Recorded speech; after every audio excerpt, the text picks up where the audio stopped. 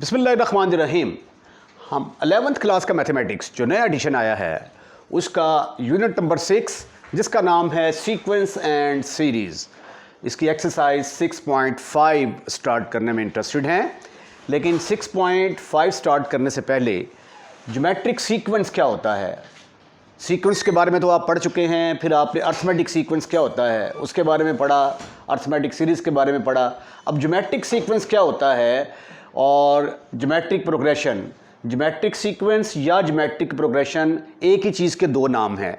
आप उसको geometric sequence भी कह सकते हैं, ज्योमेट्रिक प्रोग्रेशन भी कह सकते हैं, और इसकी नोटेशन है GP, G for geometric, P for progression. तो आइए पहले हम एग्जांपल्स देखते हैं, एग्जांपल से फिर जो है ना डेफिनेशन की तरफ आएंगे तो आपके कंसेप्ट बहुत ज़्यादा क्लियर होंगे। मसलन फ़र्ज़ किया कि मेरे पास ये एक सीक्वेंस है 1, फिर इसको मैंने 3 से मल्टीप्लाई किया, आंसर आ गया 3, फिर इसको 3 से मल्टीप्लाई किया, आंसर आ गया 9, फिर 3 से मल्टीप्लाई किया, आंसर आ गया 27, सो ऑन। तो ये देखें, ये एक ऐसा सीक्वेंस है जिसमें हर नई आने वाली टर्म जो है वो कहाँ से मिलती है हमें, पिछली वाली टर्म से, by multiplying a fix constant number. यानी अगर फिक्स कांस्टेंट नंबर के साथ मल्टीप्लाई करते जाएंगे तो अगला नंबर आता जाएगा, और वो जो फिक्स कांस्टेंट नंबर होता है उसको हम कॉमन रेशो का नाम भी देते हैं। इसको कॉमन रेशो क्यों कहा जाता है ये भी मैं आपको बताता हूँ। ये एग्जाम्पल के बाद अब ज़रा डेफिनेशन की तरफ आएँ। अ ज्योमेट्रिक सीक्वेंस क्या है? इज़ अ सीक्वेंस, ये एक ऐसा सीक्वेंस है in which each term after the first, in which each term after the first is found, कैसे मिलती है? By multiplying the previous term, यानी जो पिछली वाली टर्म होती है उसको किसी कांस्टेंट नंबर r से मल्टीप्लाई करने से मिलती है। यानी अगर किसी कांस्टेंट नंबर से मल्टीप्लाई करने से अगला नंबर आता हो तो इस तरह का जो सीक्वेंस होगा उसको हम कहते हैं कि ज्योमेट्रिक सीक्वेंस है। मसलन ये देखें 1 है, इसको 1/3 से मल्टीप्लाई करेंगे तो 1/3 आ जाएगा, फिर 1/3 से मल्टीप्लाई करेंगे 1/9 आ जाएगा, फिर 1/3 से मल्टीप्लाई करेंगे 1/27 आ जाएगा, सो ऑन। तो ये भी एक ऐसा सीक्वेंस है जिसको 1/3 से मल्टीप्लाई करने से अगला नंबर आ रहा है। अब जिस तरह आप जानते हैं कि जो फर्स्ट टर्म होती है उसको हम A1 के साथ डिनोट करते हैं, second term A2, third term A3, fourth term A4 के बराबर होती है। तो अब ये देखें कॉमन रेशो R, ये जो एक फिक्स नंबर जिसके साथ मल्टीप्लाई करते हैं वो कैसे हासिल होता है? Second term divided by the first term. तो सेकंड टर्म क्या है 3, फर्स्ट टर्म क्या है 1, तो 3 divided by 1, your answer is 3। उसके बाद आप थर्ड टर्म को जब आप सेकंड टर्म के साथ डिवाइड करते हैं तो आंसर आता है आपका 9/3, अगेन योर आंसर इज़ 3। ये भी क्या है? कॉमन रेशो ही निकली है आपकी, ठीक है। इसी तरह R इज़ इक्वल टू 27 को जब आप डिवाइड करते हैं 9 पे, अगेन योर आंसर इज़ 3, ठीक है। ये है A2/A1, ये भी कॉमन रेशो के बराबर आ गया, A3/A2 ये भी कॉमन रेशो के बराबर आ गया, 27/9 ये भी कॉमन रेशो के बराबर आ गया। तो इसको फिर जनरलाइज हम कैसे करेंगे कि R इज़ इक्वल टू जो भी ऊपर टर्म होगी उससे एक पिछली वाली जो टर्म होगी an-1, इन दोनों की जो रेशो होगी उसको हम कहते हैं कॉमन रेशो, और उसको हम R के साथ डिनोट करते हैं। और ये R का फार्मूला फिर किसके बराबर आ गया? an/an-1। जब आपने अर्थमेटिक सीक्वेंस डिफाइन किया था 1, 3, 5, 7, तो उसमें ऐड करने से अगला नंबर आता था। D किसके बराबर होता था? Second term minus first term. तो ये चूंकि डिफरेंस था तो इसको हमने कहा कॉमन डिफरेंस। अब ये R जो है ये दो नंबरों की रेशो है, A2/A1 आंसर 3 ये रेशो है, A3/A2 ये भी क्या है? रेशो है 3, A4/A3 ये भी क्या है? रेशो है।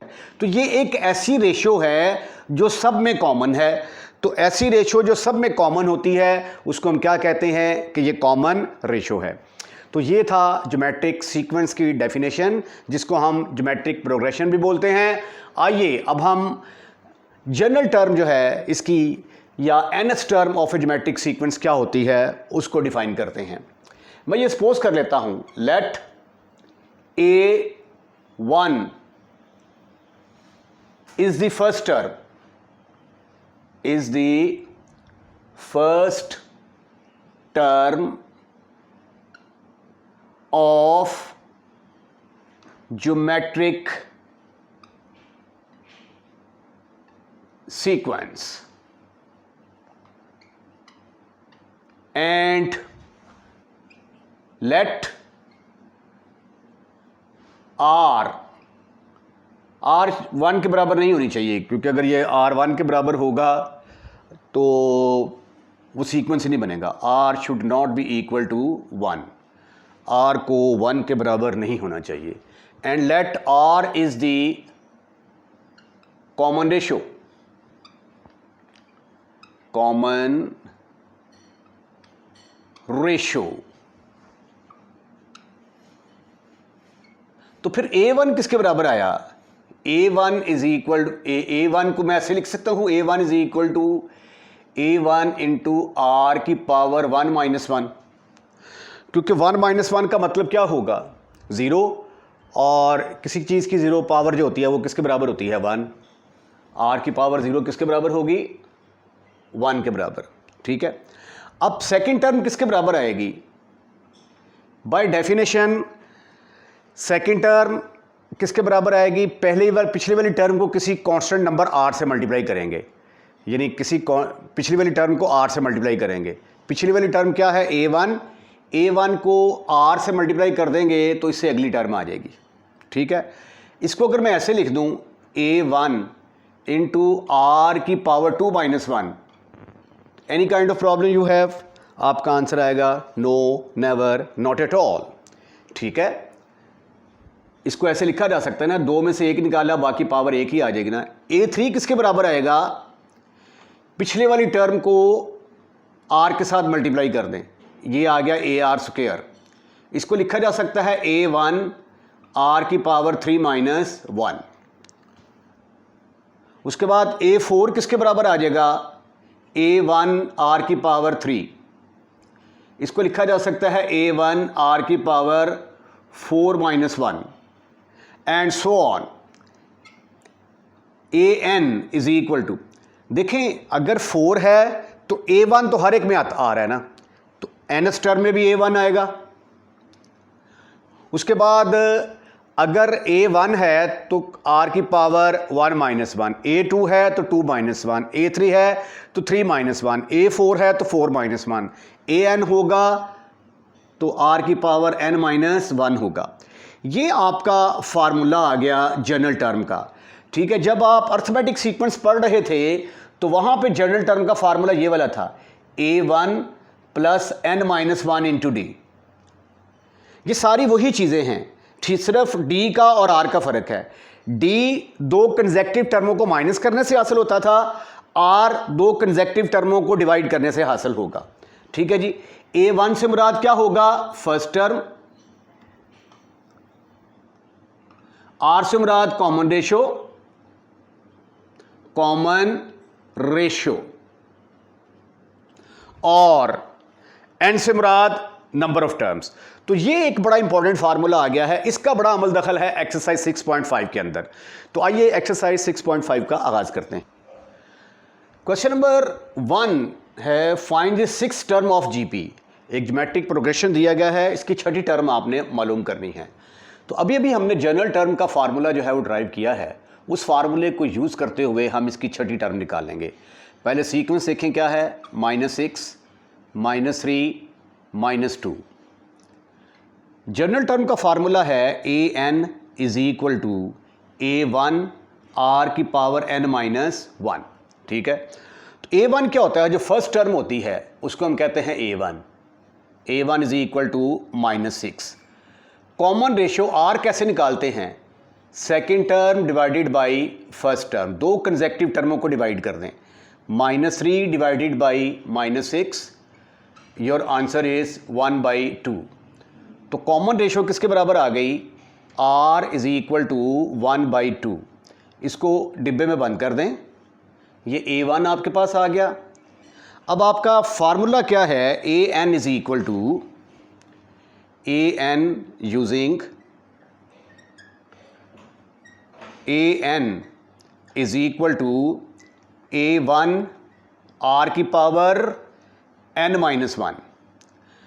अब आपने निकालनी है छठी टर्म, तो क्या करेंगे, यहाँ पे put n is equal to 6 कर देंगे। तो छठी टर्म का फार्मूला किसके बराबर आ जाएगा, A6 is equal to A1 R की पावर 6-1। अब A1 की जगह पे क्या आया, A1 की जगह पे आ गया -6 इंटू R की जगह पे क्या आ गया 1/2। 1/2 की पावर आ गई, 6 में से 1 निकाला, बाकी रह गए 5। ठीक हो गया। अब आगे इसको मज़ीद हम सिंप्लीफाई करने की कोशिश करते हैं। तो A6 किसके बराबर आया फिर, A6 इज इक्वल टू, ऊपर आ गया -6 और 2 की पावर 5 बराबर होता है 32 के। तो दूसरे लफ्ज़ों में इसको 2 के टेबल से काट दिया हमने, तो ये आ गया 3/16। तो इसकी जो छठी टर्म होगी वो 3/16 के बराबर होगी। क्वेश्चन नंबर 2 है, फाइंड द 8th टर्म। आपने 8वीं टर्म आपने मालूम करनी है, ये सीक्वेंस दिया है आपको। ठीक है, तो आइए पहले सीक्वेंस लिखते हैं। सीक्वेंस है हमारे पास 3 का स्क्वायर, 3 का पावर 3 एंड सो ऑन। पहली जो टर्म होती है उसको हम कहते हैं A1 which is equal to 3। A2 हमारे पास है 3 की पावर 2। R का फार्मूला क्या है, second term divided by first term. Second term है हमारे पास 3 की पावर 2, फर्स्ट टर्म है 3 की पावर 1, तो कॉमन रेशियो आ गई हमारे पास 3। कैलकुलेट क्या करना है हमने, रिक्वायरमेंट है हमारी कि हम 8वीं टर्म A8 कैलकुलेट करना चाहते हैं। an का फार्मूला क्या है, an is equal to A1 R की पावर n-1। तो हमें 8 चाहिए, तो पुट कर दें जी n की जगह पे 8, put n is equal to 8। तो A8 is equal to A1 की जगह पे आ गया हमारे पास 3, कॉमन रेशियो हमारे पास है 3 की पावर n की जगह पे पुट कर दिया 8 -1, तो ये बन गया 3 इंटू 3 की पावर 7, जो कि 3 की पावर 8 के बराबर आ गया। अब देखते हैं कि 3 की पावर 8 का आंसर क्या आता है। आंसर आ गया इसका 6561। ये देखें ना, 3 की पावर 8 है, तो 3 की पावर 8 को 3 की पावर 4 का पावर 2 लिखा जा सकता है। 3 का पावर 4 किसके बराबर होता है, 81। 81 का स्क्वायर, तो 81 को 81 से मल्टीप्लाई किया, आंसर 6561। तो ये है जी इसकी 8वीं term. Now let's move on towards question number 3। Question number 3 interesting one है। स्टेटमेंट ये है, the nth term of the sequences. 2 sequence दिए गए हैं आपको, एक ये वाला और एक ये वाला। अगर इसकी nth टर्म और इसकी nth टर्म बराबर होंगी तो आपने n की वैल्यू फाइंड आउट करनी है। 2 सीक्वेंस गिवन हैं, तो इसको हम कैसे सॉल्व करेंगे, हम इसकी nth टर्म निकाल लेंगे और इस सीक्वेंस की nth टर्म निकाल लेंगे, दोनों को इक्वल रख के तो n की वैल्यू फाइंड आउट कर लेंगे।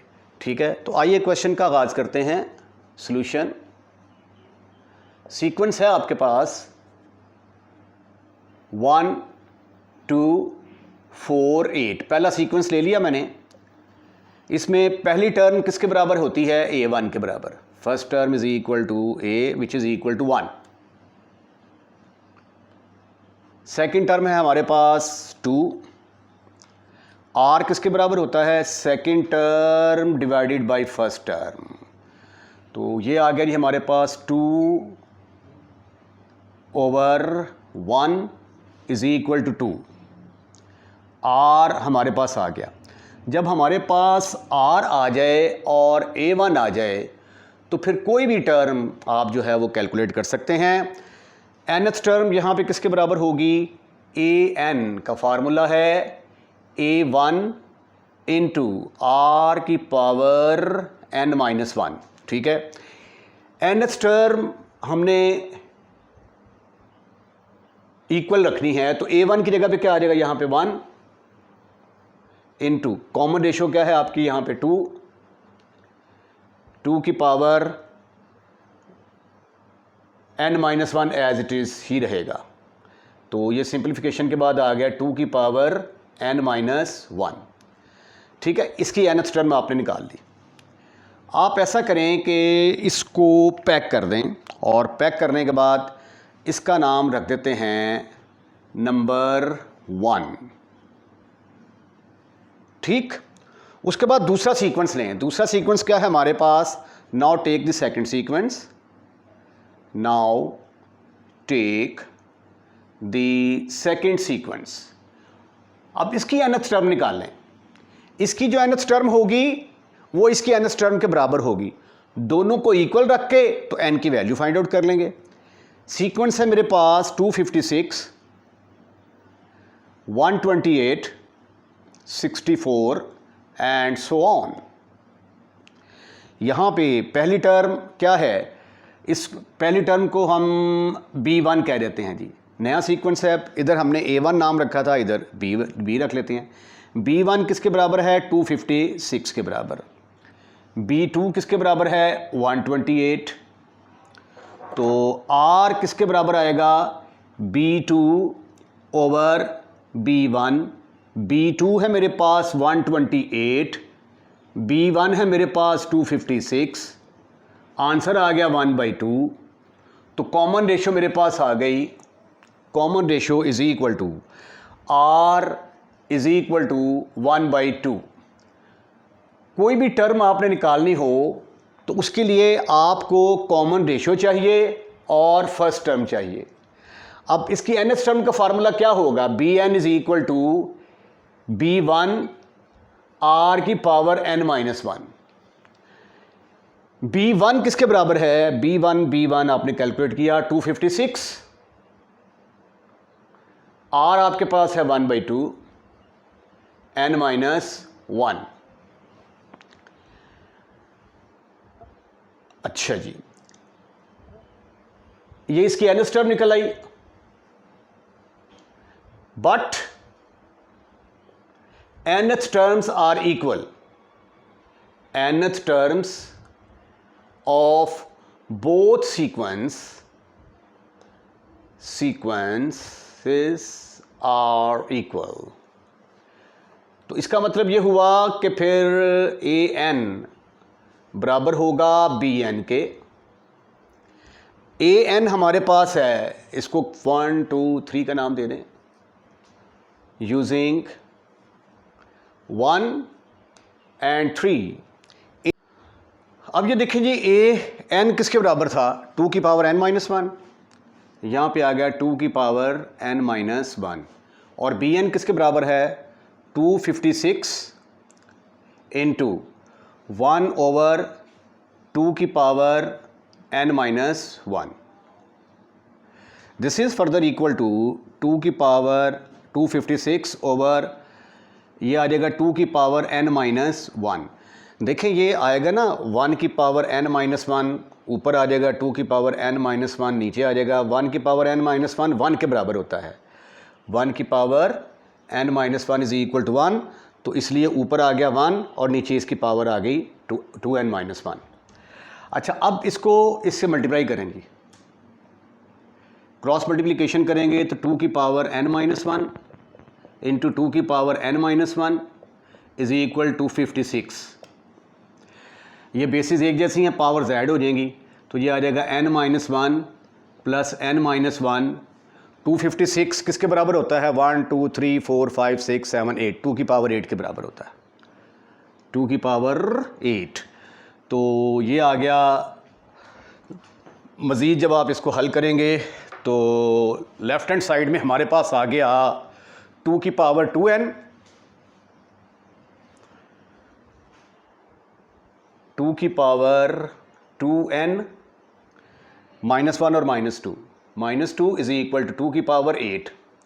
बेसिस एक जैसे हैं, पावर्स इक्वल होंगी, तो 2n -2 की वैल्यू किसके बराबर आएगी? 8 के बराबर आएगी। तो 2n किसके बराबर आ गया? 2 + 8, तो 2n इज इक्वल टू 10। तो n किसके बराबर आ गया? 5 के बराबर आ गया। ठीक है, तो उसने कहा था कि n मालूम करें, n की किस वैल्यू के ऊपर इनकी nth टर्म आपस में बराबर आ जाएगी। ये देखें यहाँ पे इसकी जो है पहली, दूसरी, तीसरी, चौथी टर्म दी गई है, तो पांचवी टर्म किसके बराबर आएगी? 16 के बराबर। पांचवी टर्म 16 के बराबर। ये देखें ये क्या है, 256, 2 पर डिवाइड किया 128, फिर 2 पर डिवाइड किया 64, फिर 2 पर डिवाइड करेंगे 32, फिर 2 पर डिवाइड करेंगे 16। तो इसकी भी पहली, दूसरी, तीसरी, चौथी, पांचवी टर्म 16 के बराबर, इसकी भी पांचवी टर्म 16 के बराबर। तो इसका मतलब है जब n = 5 होगा तो फिर इनकी पांचवी टर्म आपस में बराबर होगी। क्वेश्चन नंबर 4 है, आपने इसकी पहली 5 टर्म्स निकालनी हैं। पहली टर्म दिया गया है, कॉमन रेशो दिया गया है। अच्छा, जो ज्योमेट्रिक सीक्वेंस था वो क्या था कि अगर फ़र्ज़ किया कि a1 पहली टर्म है तो कॉमन रेशियो से मल्टीप्लाई करते जाएंगे, अगली टर्म आती जाएगी। a1 को r से मल्टीप्लाई कर देंगे, दूसरी टर्म आ जाएगी। फिर इसको r से मल्टीप्लाई कर देंगे, तीसरी टर्म आ जाएगी। फिर इसको r से मल्टीप्लाई कर देंगे, चौथी टर्म आ जाएगी। r से मल्टीप्लाई करते जाओगे, अगली टर्म आती जाएगी। तो a2 किसके बराबर आ गया? पहली जो टर्म है 243, इसको आपने r के साथ मल्टीप्लाई करना है। मल्टीप्लाई किया तो ये आ गया 3 8 24, तो 3 निकलने 3, 81 आ गया। सेकंड टर्म निकाल ली आपने, 81 के बराबर आ गई।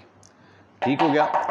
अब आपने a3 निकालना है, तो a3 किसके बराबर आएगा? हर नए आने वाली टर्म को आप r से मल्टीप्लाई करते जाएं। ठीक है, ये a सेकंड था ना, इसको r से मल्टीप्लाई किया तो a1 r² आ गया। तो इसको r से मल्टीप्लाई करेंगे तो ये आ जाएगा 27। तो थर्ड टर्म किसके बराबर आ गई? 27 के बराबर आ गई। अब a4 किसके बराबर आएगा? जो भी नई टर्म आती जा रही है उसको आप 1/3 के साथ मल्टीप्लाई करते जाएं, तो that is equal to 9। a4 निकाल लिया आपने। उसके बाद a5 निकालना चाहते हैं तो a5 किसके बराबर आएगा? जो भी नई आने वाली टर्म है उसको आप कॉमन रेशियो से मल्टीप्लाई करते जाएंगे तो अगली टर्म आती जाएगी, विच इज़ इक्वल टू 3। तो a5 भी निकाल लिया। तो देयरफॉर फर्स्ट 5 टर्म्स आर, पहली 5 टर्म्स कौन कौन सी हो गई जी? पहली आ गई 243, फिर आ गई 81, 81 के बाद आई 27, 27 के बाद आई 9, 9 के बाद आ गई 3। तो पहली 5 टर्म्स आपने कैलकुलेट करनी थी, वो पहली 5 टर्म्स आपके सामने हैं। आइए अब हम इसका सेकंड पार्ट करते हैं। यहाँ पे दूसरे पार्ट का मैंने तरीका का थोड़ा चेंज किया है। इधर मैंने क्या किया था कि जो भी नई टर्म थी उसको r से मल्टीप्लाई कर दिया, r से मल्टीप्लाई किया, ये आ गया। फिर इसको r से मल्टीप्लाई किया, ये आ गया। फिर इसको r से मल्टीप्लाई किया। अब दूसरा मेथड देखें ज़रा, a1 किसके बराबर होता है? a2 किसके बराबर होता है? a1 को r से मल्टीप्लाई करेंगे। a1 है 571, 9, r है -1/2, आंसर आ गया -579। a2 किसके बराबर आएगा? इसको r से मल्टीप्लाई कर देंगे, a1 r², ये a1 की वैल्यू पुट कर दी, r की वैल्यू -1/2 का स्क्वायर, आंसर आ गया 579/4। a3 किसके बराबर आएगा? इसको r के साथ मल्टीप्लाई कर देंगे, a1 r³ 579 as it is, r की पावर आ गई -1/2 की पावर 3, तो ये आ गया -579/8। a4 किसके बराबर आएगा? इसको r से मल्टीप्लाई करेंगे, a1 r4, ये a1 की वैल्यू, r की जगह पे आ गया 1 - 1/2 की पावर 4, जो कि +16 के बराबर होता है, 579/16। इसी तरह a5 किसके बराबर आएगा? इसको हम r के साथ मल्टीप्लाई कर देंगे। ठीक है, a2 is equal to r, r² r³ r4, a5 is equal to r की पावर 5। तो ये आ गया। देयरफॉर 5 टर्म्स कौन कौन सी आ गई आपकी? माइनस पहली आ गई 579, दूसरी आ गई 579/2, ये तीसरी, ये चौथी, ये पांचवी। मैंने टोटल 6 निकाल दी हैं अभी। ठीक है, 5 निकालनी थी। इधर भी मेरा ख्याल मैंने कितनी निकाली हैं? 1 2 3 4 5, 1 2 3 4 5 निकाली हैं। तो लो बहरहाल ये 6 निकलेंगे। ये वाली जो है ये एक्स्ट्रा है। यहाँ तक आपका आंसर होगा। एक ज्योमेट्रिक सीक्वेंस दिया गया है, लेकिन इसकी टर्म्स जो हैं वो इमेजिनरी नंबर, कम्प्लेक्स नंबर्स हैं। हमने इस सीक्वेंस की 12वीं टर्म निकालनी है। तो आइए देखते हैं। सबसे पहले जो टर्म होती है उसको हम कहते हैं a1, 1 + आयोटा। a2 किसके बराबर है? 2 आयोटा के बराबर। तो आर का फार्मूला क्या है, second term divided by first term. Second term है मेरे पास 2 आयोटा और फर्स्ट टर्म है 1 प्लस आयोटा। ठीक है, अब ये डिनोमिनेटर में आ गया है, आयोटा को ख़त्म करने की कोशिश करते हैं। तो multiply and divide, multiply and divide by 1 मनफी आयोटा के साथ मल्टीप्लाई और डिवाइड कर दें तो कॉमन रेशो किसके बराबर अब आ गई फिर 2 iota into 1 minus iota over 1 plus iota into 1 minus iota. आइए देखते हैं ये किसके बराबर आता है। Further you will see that R is equal to, ऊपर आ गया 2 आयोटा और आयोटा के साथ ही अंदर मल्टीप्लाई करें, मेरे ख्याल 2 को बाहर रहने दें, हो सकता है नीचे कैंसिल हो जाए। आयोटा को 1 से मल्टीप्लाई किया तो क्या आ गया, आयोटा स्क्वायर माइनस आयोटा को 1 से मल्टीप्लाई किया, आयोटा को आयोटा से मल्टीप्लाई करेंगे, आयोटा स्क्वायर आ जाएगा over a plus B into A minus B किसके बराबर होता है, a माइनस बी का स्क्वायर। ये वाला फार्मूला इस्तेमाल करने लगा हूँ मैं, a plus B into A minus B is equal to A square minus B square. पहले वाले का स्क्वायर माइनस दूसरे वाले का स्क्वायर। तो पहले वाले का स्क्वायर आ गया 1, दूसरे वाले का स्क्वायर आ गया आयोटा स्क्वायर। लेकिन आयोटा स्क्वायर किसके बराबर होता है, बट आयोटा स्क्वायर तो बराबर होता है -1 के। तो फिर r किसके बराबर आया, r is equal to 2 into iota -1, बड़ी ब्रैकेट ना लगा दें यहाँ पे, ओवर 1 माइनस 1, ऊपर आ गया 2 into 1 minus minus plus 1 plus iota over minus minus plus 1 और 1 2 आ गया, 2 से कैंसिल, तो कॉमन रेशो मेरे पास आ गई 1 प्लस आयोटा के बराबर। बस इतनी सी बात थी कि आपको A1 चाहिए था और कॉमन रेशो चाहिए थी। अब आपने क्या फाइंड आउट करना है, A12 जो है ये आपने फाइंड आउट करना है। तो फार्मूला क्या है हमारे पास जनरल टर्म का, AN is equal to A1 into R की पावर n माइनस 1। तो पुट कर दें जी आप n इज इक्वल टू 12, तो A12 का फार्मूला फिर किसके बराबर आ जाएगा, A1 r की पावर 12 माइनस 1। A1 किसके बराबर है, A1 is equal to 1 plus iota, इसकी जगह पे 1 प्लस आयोटा पुट कर दिया, r की जगह पे क्या आएगा 1 प्लस आयोटा, 1 प्लस आयोटा की पावर 12 माइनस 1, 1 प्लस आयोटा की पावर 11 हो गई। अच्छा ये फिर दोबारा मिलकर 12 ही हो गई, 1 प्लस आयोटा की पावर 12, ये एक स्टेप फालतू हो गया है जी। अच्छा इसको अब सिंप्लीफाई करना है तो कैसे करेंगे, 1 प्लस आयोटा का स्क्वायर ले लें और होल की पावर ले लें 6।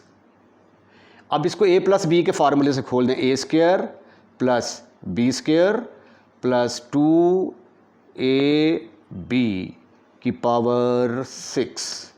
लेकिन आयोटा स्क्वायर किसके बराबर है, आयोटा स्क्वायर -1 के बराबर, तो ये आ गया 1 माइनस 1 प्लस 2 आयोटा की power 6 which is equal to 1 से कैंसल, 2 आयोटा की पावर 6 इज इक्वल टू, ये आ गया 2 की पावर 6 इंटू आयोटा की पावर 6। इसको मज़ीद हल करेंगे तो 2 की पावर 6 किसके बराबर होता है, 64 के। A12 is equal to 64 into iota की पावर 6, आयोटा स्क्वायर की पावर 3 लिखा जा सकता है इसको, 64 इंटू आयोटा स्क्वायर आ गया -1 की पावर 3, तो ये आ गया 64 -1 की पावर 3, चूँकि ऑड नंबर है जवाब -1 आएगा। तो ultimately your answer is -64। Question number 6 है, if the fourth and ninth term of A GP, चौथी और नौवीं टर्म जो है, नाइन्थ टर्म, वो किसके बराबर दी गई है? फोर्थ इसके बराबर है और नाइन्थ इसके बराबर है। तो दो चीज़ें आपने कैलकुलेट करनी है, एक तो ज्योमेट्रिक प्रोग्रेशन और एक जनरल टर्म। दोनों के लिए ही जीपी हम ज्योमेट्रिक प्रोग्रेशन फॉर्म कर सकते हैं अगर हमारे पास A1 हो और कॉमन रेशियो हो। तो फिर A1 है, इसको कॉमन रेशियो से मल्टीप्लाई करते जाएंगे तो अगली टर्म आती जाएगी। तो इसका मतलब ये हुआ कि ज्योमेट्रिक सीक्वेंस बनाने के लिए या ज्योमेट्रिक प्रोग्रेशन बनाने के लिए दो चीज़ों की ज़रूरत है। तो फोर्थ टर्म और नाइन्थ टर्म हमें गिवन है, इनकी मदद से हम ये दो चीज़ें कैलकुलेट करेंगे। और उसके बाद जनरल टर्म का जो फार्मूला है an is equal to A1 r की पावर n-1, उसके लिए भी आपको यही इन्हीं दो चीज़ों की ज़रूरत है, A1 और r। तो आइए पहले हम फर्स्ट टर्म और कॉमन रेशियो कैलकुलेट करने की कोशिश करते हैं। Given fourth term is A4 किसके बराबर है? 54 के बराबर। A4 का फार्मूला क्या होगा? जनरल टर्म का तो फार्मूला होता है ना, an is equal to A1 r की पावर n-1। तो A4 का फिर फार्मूला क्या होगा? A1 r की पावर 4-1 इज इक्वल टू 54। तो ये आ गया A1 इंटू r की पावर 3 इज इक्वल टू 54। ठीक है, ये A4 का फार्मूला लगा दिया, बिकॉज A4 का फार्मूला क्या है? A1 r की पावर 4-1। इसको हम कह देते हैं कि ये नंबर 1 है, इसका नाम 1 रख देते हैं। ठीक, अब हम दूसरी कंडीशन लेते हैं। इसकी नाइन्थ टर्म जो है वो 13,122 है, 13,122। Given ninth term of GP is 13,122. Therefore, A9 will be equal to 13,122. उसके बाद A9 का फार्मूला क्या होगा? A9 is equal to A1 r की पावर 9-1। तो इसकी जगह पे आ जाएगा A1 r की power 9-1 is equal to 13,122. In the very next step, you can see that ये किसके बराबर आ जाएगा? A1 is equal to A1 r की पावर कितनी बनेगी? 9 में से 1 के बाकी रह गए 8 डिवाइडेड बाई 13,122। अब ये दो इक्वेशंस हैं हमारे पास, इन दोनों को यूज़ करते हुए 1 और 2 को यूज़ करते हुए, इसका नाम रखें 1, इसका नाम रखें नंबर 1 और ये आगे नंबर 2। 1 और 2 को सॉल्व करके हमारी प्रॉब्लम क्या है? हमने A1 कैलकुलेट करना है और R कैलकुलेट करना है। ये दो चीज़ें जो हैं ये दर्द सर बनी हुई हैं। अगर इन दो चीज़ों को हम फाइंड आउट कर लेते हैं तो हमारा प्रॉब्लम जो है वो सॉल्वेबल है। राइट। तो ये देखें जी, अब क्या करते हैं, अगर इन दोनों को मैं डिवाइड कर दूं तो A1 ख़त्म, आपके पास R की वैल्यू निकल आएगी। डिवाइड 2/1, 2 है आपके पास A1 R की power 8 divided by A1 R की power 3 is equal to 13,122 over 54। A1 से कैंसिल हो गया, इधर आ गया R की पावर 5, इसको आप इससे कैंसिल करेंगे ना तो इसका आंसर आ जाएगा 243। 243 बराबर होता है 3 की पावर 5 के। तो R की पावर 5 इज इक्वल टू 3 की पावर 5, तो 5 के बराबर, तो R किसके बराबर निकल आया? 3 के बराबर निकल आया। वाह जी वाह, वाह जी वाह। अब इसको उठाकर आप 1 में पुट करेंगे तो A निकल आएगा। पुट इन 1 क्या है आपके पास? A1, R की जगह पे आ जाएगा 3 की पावर 3 इज इक्वल टू 54। तो ये आ गया 27a1 इज इक्वल टू 54। तो a1 किसके बराबर आया? a1 is equal to 54/27। Your answer is 2। तो a1 मेरे पास आ गया 2 के बराबर। ठीक हो गया। अब जनरल टर्म निकाल लेते हैं जी। जनरल टर्म का फार्मूला, हाँ पहले हमने सीक्वेंस निकालना है। Find GP. a1 आ गया आपके पास, a2 किसके बराबर होगा? a1r। a1 है आपके पास 2, r आपके पास था 3, तो a2 किसके बराबर आ गया? 6 के बराबर। a3 किसके बराबर आएगा? इसको r से मल्टीप्लाई कर देंगे। a1 की जगह पे 2 इंटू 3 का स्क्वायर, 9 दूनी 18। a4 किसके बराबर आ जाएगा? a4 is equal to a1 into r की power 3 which is equal to 2 into 3 की power 3, 27, 27/2, answer is 54 and so on. Therefore GP is, geometric progression क्या बनेगी? a1 निकाला था आपने 2, फिर 6, फिर 18, फिर 54 एंड सो ऑन। अब हमने क्या करना है? जनरल टर्म निकालनी है। जनरल टर्म का फार्मूला क्या है? an is equal to a1 r की पावर n-1।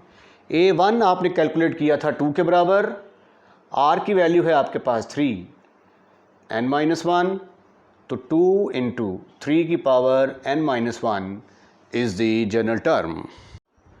क्वेश्चन नंबर 7 के 3 पार्ट हैं, जिसमें से पहला है कि अगर ABCD आर इन GP, अगर ये ज्योमेट्रिक प्रोग्रेशन फॉर्म करते हैं तो आपने प्रूफ करना है कि ये भी ज्योमेट्रिक प्रोग्रेशन फॉर्म करते हैं। अगर हमने ये प्रूफ करना हो कि ये ज्योमेट्रिक प्रोग्रेशन फॉर्म करते हैं तो हमें क्या साबित करना पड़ता है? मसलन ये देखें 3, 6, 12, 24। अगर मैंने साबित करना हो कि ये ज्योमेट्रिक सीक्वेंस है तो मुझे क्या साबित करना पड़ेगा? कि second term divided by the first term is equal to third term divided by the second term. ये इनका आंसर सेम आना चाहिए। ठीक है, अगर इनका आंसर सेम होगा, यानी कॉमन रेशियो अगर सेम होगी, तो हम कह देंगे कि ये ज्योमेट्रिक प्रोग्रेशन फॉर्म करते हैं। तो अगर हमने प्रूफ करना हो कि ये ज्योमेट्रिक प्रोग्रेशन फॉर्म करते हैं तो हमें प्रूफ करना पड़ेगा कि second term divided by the first term is equal to third term divided by the second term. इसको तो खैर हम बाद में देखते हैं, पहले हमें गिवन है कि ABCD आर इन GP। ये GP में हैं। अगर ये GP में हैं, ज्योमेट्रिक प्रोग्रेशन फॉर्म कर रहे हैं, तो इनका कोई ना कोई तो कॉमन रेशियो होगा। तो मैंने फ़र्ज़ कर लिया let R is the common ratio.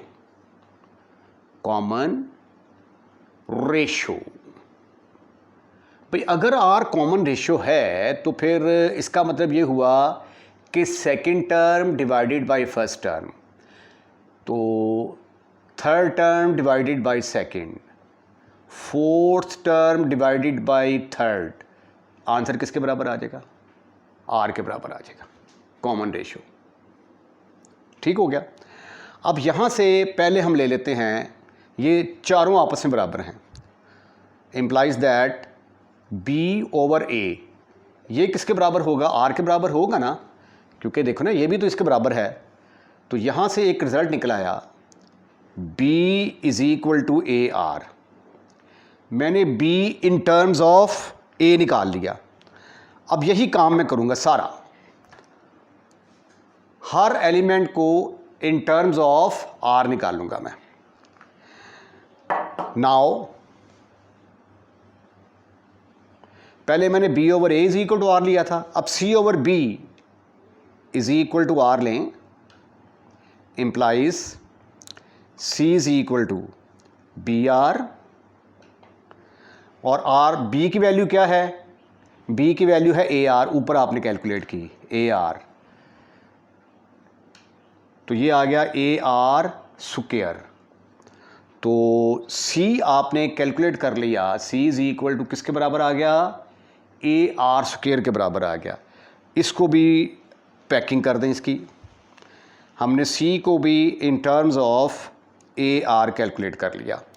अब हम डी को भी in terms of A R calculate करेंगे। नाउ डी ओवर सी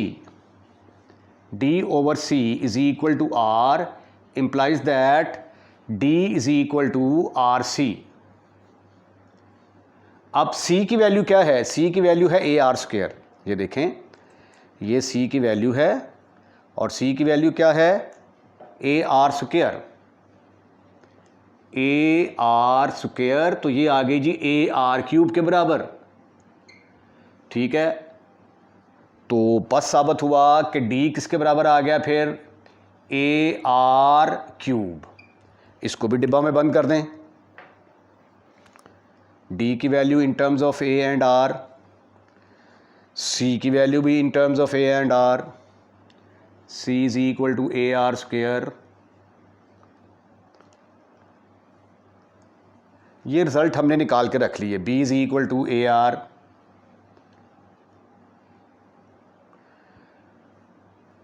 ठीक हो गया जी, और ए वैसे का वैसे ही आ जाएगा। ये तो अभी तक हम इस चीज़ को डील कर रहे थे। ठीक है, अब हमारा शुरू होता है पार्ट नंबर 1। अब देखते हैं कि वो क्या कह रहा है। What is the statement of part number 1 of question number 7 ना है। Now we prove part number 1। Now we prove A minus B, B minus C, C minus D are in GP। अगर हमने प्रूफ करना हो कि ये GP form करते हैं, तो ये देखें, ये क्या होगी, फर्स्ट टर्म A1 कहेंगे इसको, ये सेकंड टर्म होगी और ये थर्ड टर्म होगी। ठीक है, तो ये साबित करने के लिए कि ये जीपी फॉर्म करते हैं, मैं साबित कर दूंगा कि second term divided by first term is equal to third term divided by second term. In order to prove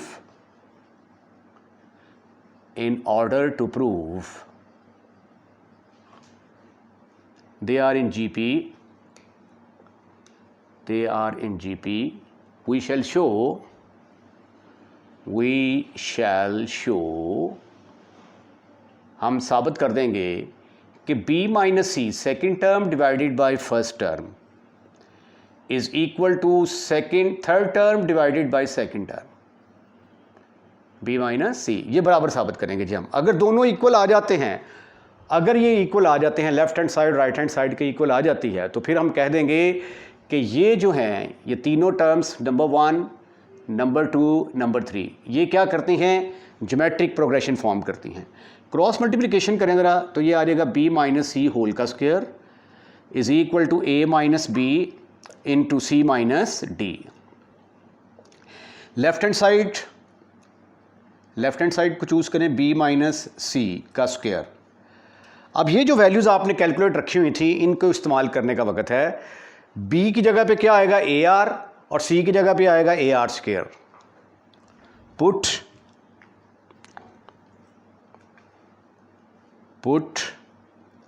b is equal to AR,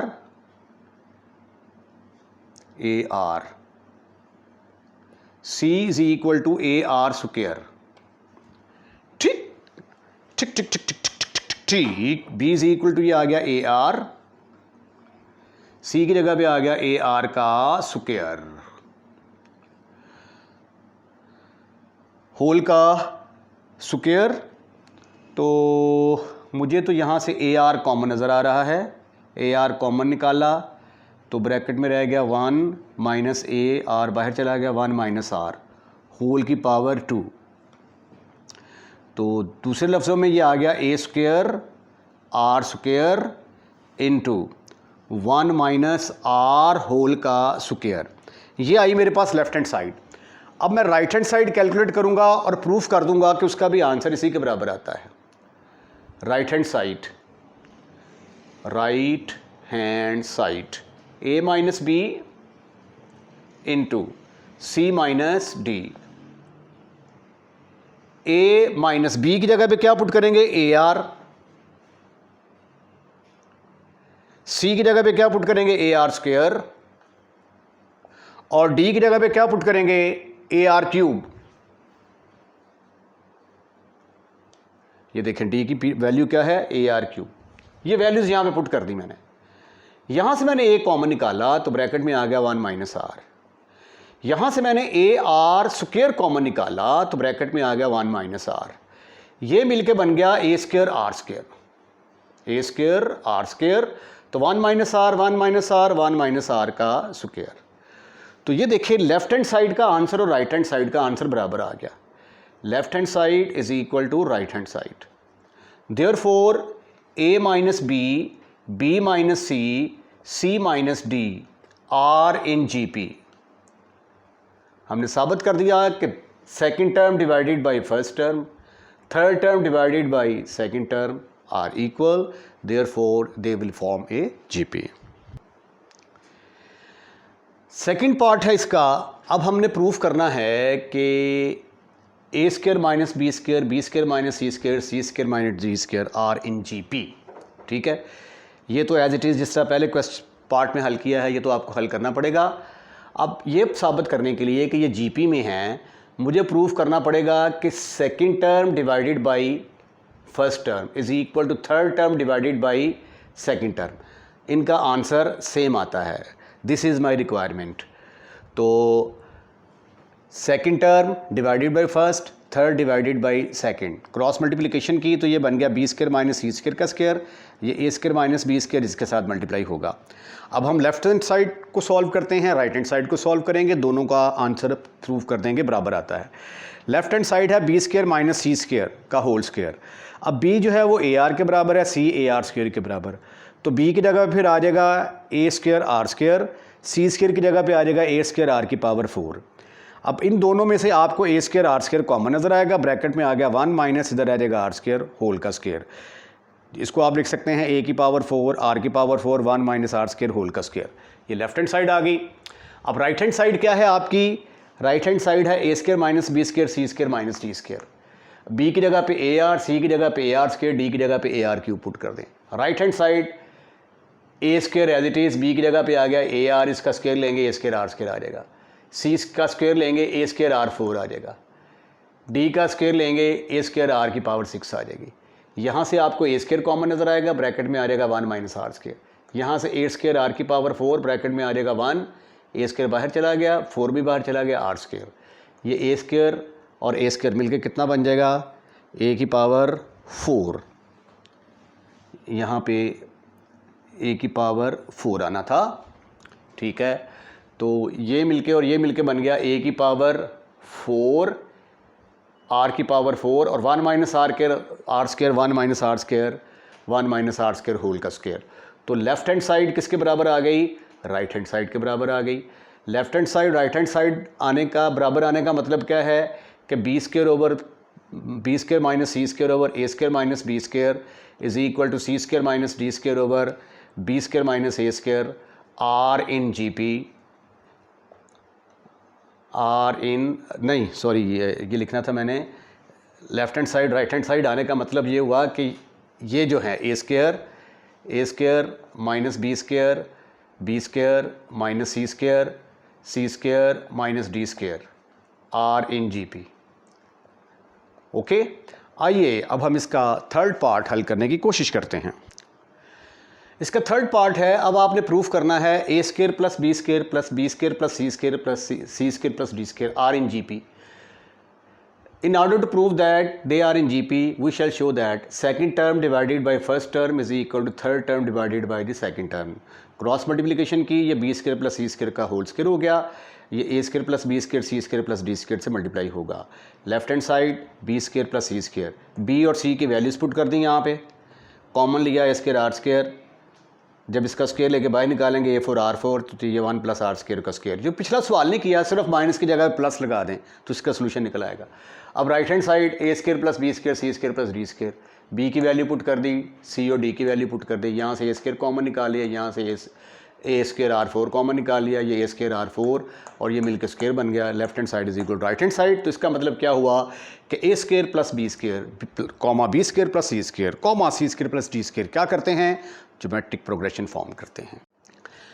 question number 8 very very important for examination point of view. हमें P plus Q H term GP की दी गई है, वो M के बराबर है, P minus Q H term N के बराबर है। तो निकालना क्या है, PH टर्म निकालनी है। AP आपने कैलकुलेट करनी है। AP कैलकुलेट करने का मतलब क्या है, AP बराबर होता है A1 R की पावर P माइनस 1। तो इसका मतलब है कि एक्चुअली ये चीज़ हमने फाइंड आउट करनी है।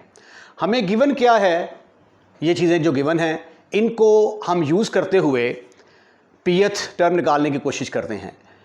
Given P plus Q H term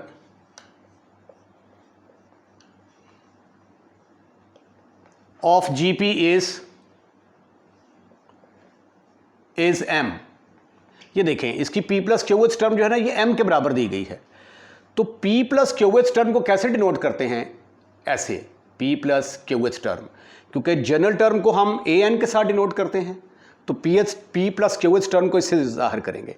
ये किसके बराबर है, M के बराबर। अच्छा, जनरल टर्म का फार्मूला क्या है, ये फार्मूला आपको अच्छे तरीके से याद है, इसका इस्तेमाल करते हैं। जनरल टर्म होती है AN is equal to A1 R की power N minus 1। AP plus Q किसके बराबर होगा, ये वाला फार्मूला जब लगाएंगे तो ये आ जाएगा A1 R raise power P plus Q minus 1 is equal to M। ठीक है, इसको हम कह देते हैं कि ये नंबर 1 है। इसको हमने यूज कर लिया। अब जो Q minus P minus Q H term है वो किसके बराबर है, N के बराबर। तो P minus Q H term वो किसके बराबर है, N के बराबर। तो इसका मतलब यह हुआ कि AP माइनस क्यू किसके बराबर होगा, N के बराबर। जब ये वाला फार्मूला दोबारा यूज करेंगे तो ये आ जाएगा A1 R raise power P minus Q minus 1 is equal to N। इसको हम कह देते हैं कि ये नंबर 2 है, राइट। अब हमने एक्चुअली ये चीज फाइंड आउट करनी है, A1 R की power P minus 1, PH term is to be calculated. उसके लिए हम क्या करते हैं, कैसा करते हैं कि 1 और 2 को दोनों को मल्टीप्लाई कर देते हैं। मल्टीप्लाई 1 एंड 2, 1 और 2 को मल्टीप्लाई करेंगे तो क्या रिजल्ट आता है आपके पास, ये देखिए जरा।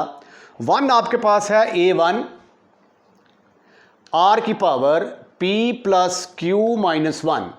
उसके बाद 2 क्या है, A1 इंटू R की power P minus Q minus 1 is equal to M into N।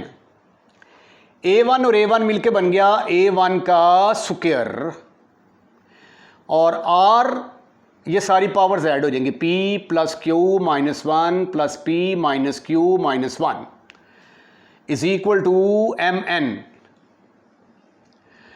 A1 का स्क्वायर बराबर आ गया, ये Q के साथ कैंसिल हो गया, ये देखें ज़रा, Q के साथ कैंसिल, शिशु आपके पास आ गया R की पावर 2P माइनस 1 और माइनस 1 2 आ गया इज इक्वल टू MN। अगर आप गौर से देखें तो ऊपर से यहां से 2 कॉमन आ रहा है, R की power 2 common P minus 1 is equal to MN। अगर इसको मैं ऐसे लिख दूं, R1 A1 का स्क्वायर इंटू R की power P minus Q P minus 1 का स्क्वायर, तो have you any kind of इतराज, क्योंकि जब ये मल्टीप्लाई होगा तो 2P माइनस 2 ही आ जाएगा ना। ठीक है, ये इसको मैंने ऐसे लिख दिया MN। अब इसके ऊपर भी स्क्वायर है, इसके ऊपर भी स्क्वायर है, तो A1 इंटू आर की पावर P माइनस 1, ये किसके बराबर आ गया? होल का स्क्वायर। इसके ऊपर भी स्क्वायर है, इसके ऊपर भी स्क्वायर है, तो A1 आर की पावर P माइनस 1 के ऊपर होल स्क्वायर आ जाएगा। अब A1 आर की पावर P माइनस 1 ये किसके बराबर है? P के बराबर। तो इसकी जगह पे आ गया AP का square is equal to mn। जब आप स्क्वायर रूट लेंगे तो A की पावर P किसके बराबर आ जाएगी? फिर स्क्वायर रूट ऑफ mn। और ये क्या है? pth टर्म है, और ये pth टर्म ही आपने कैलकुलेट करनी थी। फाइंड द pth टर्म, तो pth term is equal to square root of mn। ये आपका आंसर आ गया जी। क्वेश्चन नंबर 9 है, find 3 consecutive terms of GP.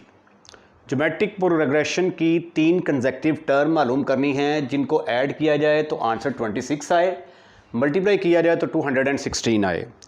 तो हम सपोज कर लेते हैं कि let 3 consecutive terms of GP are, let 3 consecutive terms of GPR। एक हम सपोज कर लेते हैं एक आ जाएगी AR, एक इससे पिछले वाली A/R। R से मल्टीप्लाई करेंगे ये आ जाएगा, इसको R से मल्टीप्लाई करेंगे ये आ जाएगा। Their product according to given condition, according to first given condition, पहली कंडीशन के तहत इनका सम जो है वो 26 के बराबर है। कंडीशन देयर सम इज 26, तो therefore A/R plus A plus AR ये किसके बराबर होगा? 26 के बराबर होगा।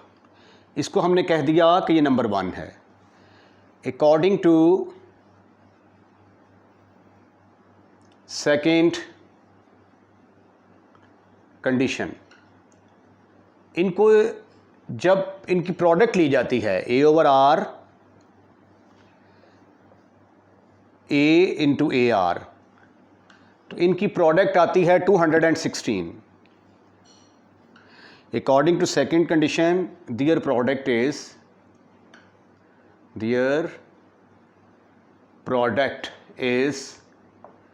216। अब ये वाला R के साथ कैंसिल, तो ये आ गया A³ इज इक्वल टू 216। तो A³ इज इक्वल टू 6 की पावर 3 आ जाएगा ये, तो A की पावर आ गई 6 के बराबर। वैसे तो A की पावर 3 है, तो इसके 3 आंसर आने चाहिए, अदर 2 इमेजिनरी हो जाएंगे, अदर 2 आर इमेजिनरी। इमेजिनरी कैसे होंगे ये देखें, ये इसको आप फर्दर करेंगे ना, A³ minus 6³ is equal to 0 के बराबर आ जाएगा। तो A minus 6 into A² plus 6A plus 36 is equal to 0। तो A minus 6 is equal to 0, और ये जो है इसको जब आप क्वाड्रेटिक फार्मूला लगाएंगे तो ये इमेजिनरी आ जाएगा। तो ऐसा करने से आप सिर्फ़ और सिर्फ अभी तक A कैलकुलेट करने में कामयाब हुए हैं। अगर अब हमें R मिल जाए तो A और R की वैल्यूज़ हम यहाँ पे पुट कर देंगे तो हमारे तीनों नंबर्स निकल आएंगे। Put A is equal to 6 in 1 में पुट करेंगे, तो अब जब आप इसको 1 में पुट करेंगे तो A की जगह पे आएगा 6, तो 6 over R plus 6 plus 6R is equal to 26। अब जो R वाली टर्म्स हैं उनको एक तरफ कर लें आप, 6 over R plus 6R is equal to 26 minus 6, तो ये आ गया 6 प्लस 6R स्क्वायर, इसका एलसीएम लिया लेफ्ट हैंड साइड का, तो over R is equal to 20। Cross multiplication की 6 plus 6R square is equal to 20R तो ये क्वाड्रेटिक इन आर बन गई 6r² minus 20r plus 6 is equal to 0। 2 के साथ डिवाइड हो रहा है तो 2 पर डिवाइड कर दें तो ये आ जाएगा 3r² minus 10r plus 3 is equal to 0। 3 3s are 9, तो 9 के जो फैक्टर बनेंगे 1 9 ही बनेंगे। Minus r minus 9r plus 3 is equal to 0। यहाँ से r कॉमन, ब्रैकेट के अंदर आया 3r माइनस 1, यहाँ से 3 common, 3r minus 1 is equal to 0। अब यहाँ से फिर 3r माइनस 1 कॉमन, ब्रैकेट के अंदर आया r minus 3 is equal to 0। 2 cases पैदा हुए यहाँ से, 3r minus 1 is equal to 0 और एक आया r minus 3 is equal to 0। अगर r minus 3 is equal to 0 है तो r की वैल्यू होगी 3। अगर ये है तो 3r इज इक्वल टू 1, तो r की वैल्यू आ जाएगी 1/3। 2 वैल्यूज़ आई जी हमारे पास। पहले हम ले लेते हैं take a is equal to 6, r is equal to 3। तो पहला नंबर क्या था हमारा a/r, ये किसके बराबर आ गया, a की जगह पे आ गया 6, r की जगह पे आ गया 3, तो ये आ गया 2। फिर अगला नंबर था हमारा a 6 के बराबर आ गया। फिर अगला नंबर था हमारा ar, तो a 6 r 3, तो नंबर आ गया 18। देयरफॉर 3 नंबर्स आर, एक तो हो गया हमारा 2, फिर 6 और फिर 18। इनको ऐड करके देखें आंसर 26 आता है और मल्टीप्लाई करके देखें आंसर 216 आता है। नाउ दूसरा case, now take a is equal to 6, r is equal to 1/3। ये जो 1/3 निकाला है आपने, ठीक है, ये 3r minus 1 is equal to 0, 3r is equal to 1, तो r is equal to 1/3।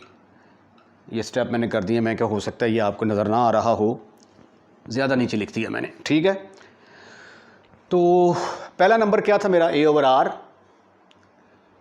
a की जगह पे आ गया 6 ओवर 1/3 इज इक्वल टू 18 आ गया। a की जगह पे आ गया 6, ar की जगह पे आ गया 6 इंटू 1/3, तो आंसर आ गया 2। तो देयरफॉर नंबर आर, एक आ गया हमारा 18, फिर 6 और फिर 2। क्वेश्चन नंबर 10 है, the third term of GP is the square of the first term. If the second term is 9 then find the sixth term. अब छठी टर्म आपने निकालनी है, तो छठी टर्म का फार्मूला क्या होगा, a1 r की पावर 6 माइनस 1। इसका मतलब है मुझे 2 चीज़ें कैलकुलेट करनी हैं, एक a1 चाहिए और एक r चाहिए, तो मेरा प्रॉब्लम सॉल्व हो सकता है। गिवन है कि a1 is the first term, a3 is the third term, तो according to the given condition a3 is equal to a1 का स्क्वायर के बराबर आ गया। अब a3 का फार्मूला क्या होगा, क्योंकि an का फार्मूला क्या होता है, an is equal to a1 r की पावर n माइनस 1, तो n की जगह पर जब 3 पुट करेंगे तो ये आ जाएगा a1 r की power 3 minus 1।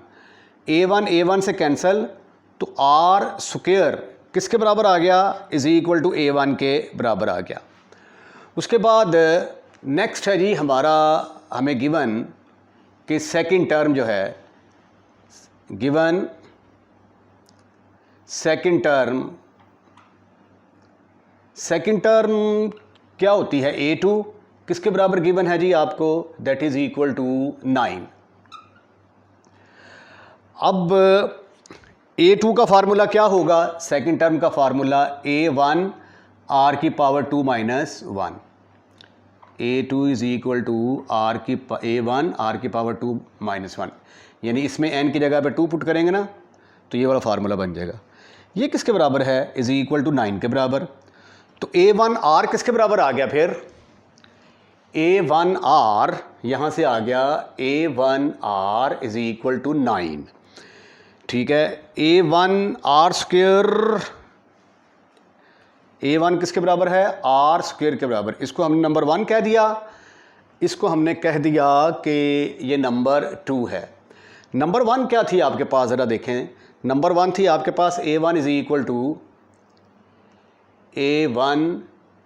Equal to r square, ये नंबर 1 थी।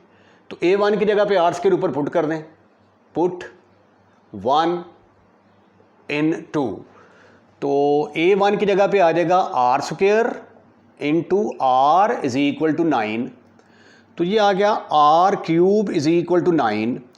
तो r की वैल्यू किसके बराबर आ गई, 9 की पावर 1/3 के बराबर आ गई। अब हमें a कैलकुलेट करना है, तो इसको पुट कर दें आप इसके अंदर या इसके अंदर, पुट इन 1, पुट इन 1, तो 1 क्या है, a1 is equal to r square का मतलब 9 की पावर 1/3 का स्क्वायर लेंगे तो ये आ जाएगा 9 की पावर 2/3। a1 कैलकुलेट कर लिया। अब फार्मूला है हमारा a6 is equal to a1 r की पावर 6 माइनस 1। ठीक, अब इस फार्मूले के अंदर वैल्यूज पुट करके सिंप्लीफाई करना है बस। a1 की वैल्यू क्या है मेरे पास, a1 इज इक्वल टू 9 की पावर 2/3। उसके बाद r मेरे पास था r 9 की पावर 1/3, होल की पावर 6 में से 1 है, बाकी रह गए 5। अब बस हमने ज़रा इसको थोड़ा सा सिंप्लीफाई करना है। ये 2/3 ये बन गया 5/3, बेसिस एक जैसी हैं, पावर ऐड हो जाएंगी, 7/3 आ गया। अब इसको लिखा जा सकता है 9 की पावर 7 होल की पावर 1/3। 9 की पावर 7 को लिखा जा सकता है 3 की पावर 2 9, 3 की पावर 2 की पावर 7 होल की पावर 1/3, 7 2 ज़ार 14। अब ये 3 किस पर डिवाइड हो सकता है, 12 पर, तो इसको मैं लिख सकता हूँ 3 की पावर 12 इंटू 3 की पावर 2 होल की पावर 1/3। तो ये 3 की पावर 12 की पावर 1/3 लहदा आ गया, 3 की पावर 2 की पावर 1/3 लहदा आ गया, ये इससे कट गया, 3 की पावर 4 आ गया, ये 9 की पावर 1/3। और 3 की पावर 4 किसके बराबर होता है, 81, इसकी जगह पे आ गया 81 इंटू 9, इसको ऐसे लिखा जा सकता है स्क्वायर रूट ऑफ 3। ठीक है जी, ये इसका आंसर आ गया। या आप ऐसे भी आंसर लिख सकते हैं, ये भी ठीक है, 81 इंटू 9 की पावर 1/3। ऐसे आंसर लिखते हैं या ऐसे आंसर लिखते हैं, दोनों ठीक हैं। क्वेश्चन नंबर 11 है 1/a 1/b 1/c GP form कर रहे हैं, तो आपने कॉमन रेशियो निकालनी है और साबित करना है कि आंसर इसके बराबर आएगा। तो गिवन क्या है, 1/a 1/b 1/c R in GP। तो इनकी कोई ना कोई तो कॉमन रेशियो होगी। Let R is the common ratio. तो कॉमन रेशियो का फार्मूला क्या होगा, R is equal to second term divided by first term which is equal to A over B आ जाएगा। R is also equal to third term divided by second term. तो इधर भी लिख लें आप, सेकेंड डिवाइडेड बाय फर्स्ट। ठीक है, तो R यहाँ पे निकला है मेरे पास A ओवर B के बराबर। यहाँ पे R किसके बराबर निकला आएगा, थर्ड क्या है 1/c ओवर 1/b। तो जवाब आ गया R is equal to B over C के बराबर आ गया। अच्छा, अब हमें चाहिए आंसर C और A ओवर C है मेरा ख्याल है जी, A ओवर C यहाँ पे आएगा A ओवर C। तो इसका मतलब B की ज़रूरत नहीं है, तो इसको मैं कह देता हूँ कि ये नंबर 1 है, ये नंबर 2 है। तो फ्रॉम 1 B की वैल्यू किसके बराबर आ गई, A ओवर R के बराबर आ गई। B इधर चला गया, R इधर आ गया। इसको पुट कर दें 2 के अंदर, पुट इन 2, तो R किसके बराबर आ गया, फिर R is equal to 1/c अलहदा और B की जगह पे क्या आ गया, A over R, A over R। अब ये R इधर जाके मल्टीप्लाई होगा तो बन जाएगा R स्क्वायर, इसका स्क्वायर रूट लेंगे तो plus minus square root of A over C। यही आपने प्रूफ करना था। क्वेश्चन नंबर 12 है, if the numbers 1, 4 and 3 are subtracted from 3 consecutive terms of an AP। आपने 3 कंसेक्टिव टर्म्स लेनी है AP की, तो वो 3 टर्म्स क्या होती हैं? A माइनस डी, A और A प्लस डी। अब ये क्या किया जाता है? R सब्ट्रैक्ट कर दिए जाते हैं इनमें से, यानी A माइनस डी में से 1 को सब्ट्रैक्ट कर देंगे, A में से 4 को सब्ट्रैक्ट कर देंगे, A प्लस डी में से 3 को सब्ट्रैक्ट कर देंगे। तो ये जो नंबर आते हैं, ये नंबर ज्योमेट्रिक प्रोग्रेशन में कन्वर्ट हो जाते हैं। तो आपने ये ओरिजिनल नंबर मालूम करने हैं कि ये 3 नंबर कौन से होंगे। फाइंड द ओरिजिनल नंबर, अगर इनका सम जो है वो किसके बराबर हो? 24 के बराबर हो। ये तो है स्टेटमेंट। आइए अब क्वेश्चन का आगाज़ करते हैं। 3 कंसेक्टिव नंबर मैंने सपोज करने हैं AP के, ठीक है, उनमें से फिर इनको माइनस करना है। तो let 3 consecutive number, 3 consecutive numbers of AP are, 3 consecutive number मैंने सपोज कर लिए, एक A प्लस डी और एक A माइनस डी, ठीक है। अब इनका सम जो है वो 20 के बराबर है। Their sum is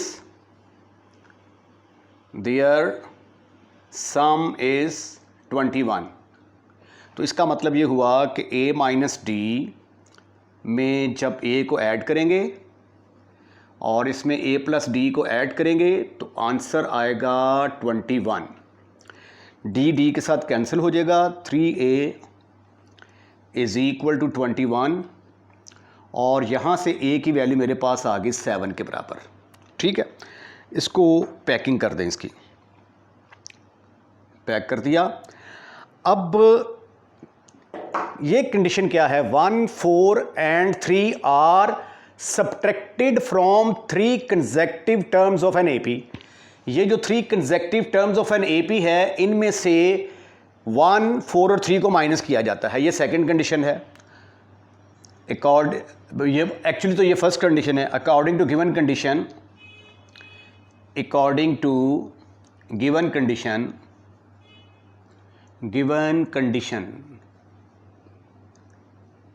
1, 4, 3 are subtracted